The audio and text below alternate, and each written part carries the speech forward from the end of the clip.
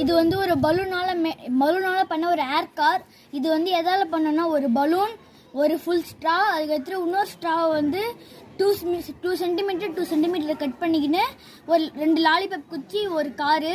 இப்போ இந்த 2 centimetre cut பண்ணதை இந்த மாதிரி 2 இடத்துல இங்கே ஒட்டிக்கின்னு அதுக்குள்ளே இந்த லாலிபப் குச்சிக்குள்ளே இந்த மூடியை செட் பண்ணிவிட்டு இது மாதிரி செஞ்சிடணும்.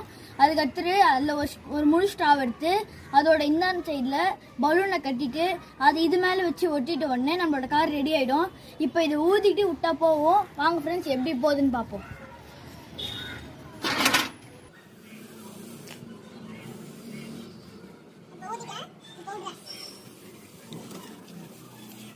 யூஸ் பண்ணேன். இது வந்து ஜெட் மாதிரி போகுமான்னு எனக்கு தெரியல.